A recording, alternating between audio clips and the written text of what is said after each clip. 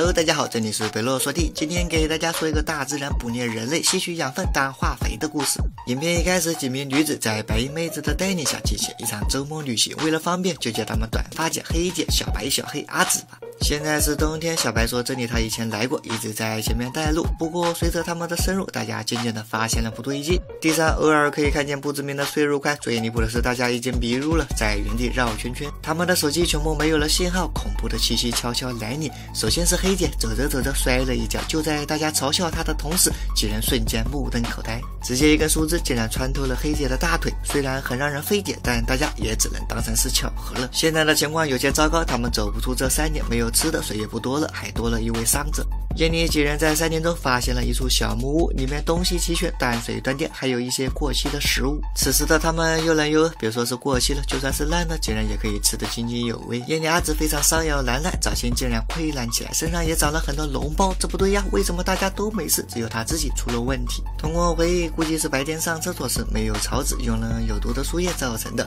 阿紫这边在后悔莫及，黑姐那边已经失血过多，嗝屁了。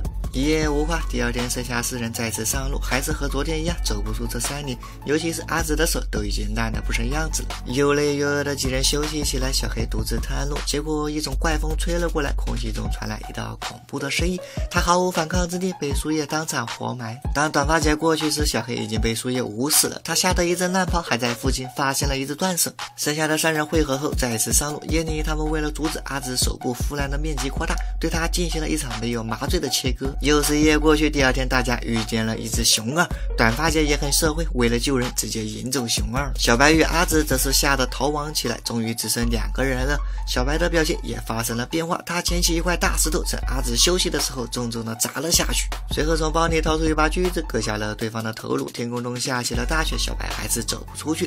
就在他快要绝望的时候，短发姐再次出现。短发姐也是厉害，铁血真汉子，竟然干掉了熊二。小白说阿紫已经饿死了，就在短发姐慌神的时候，他瞬间爆发，扑向短发姐。结局还用说吗？对方连熊都杀了。转场之后，小白被短发姐绑了起来。其实短发姐也很懵逼呀，搞不清楚这一切的状况。终于小白说出了真相，人类吃肉，动物吃草，大自然吃人也很正常。因为人类的乱砍乱伐，空气污染，大自然为了保护自己，特意在此地设下了诅咒，所有踏足这里的人都必须死亡，变成化肥，为大自然提供营养。每次大自然只会留下一条生命，活下来的人必须每年都要带一批人过来，否则后果是非常严重的。小白就是上一批的幸存者，这次被迫带大家过来当化肥。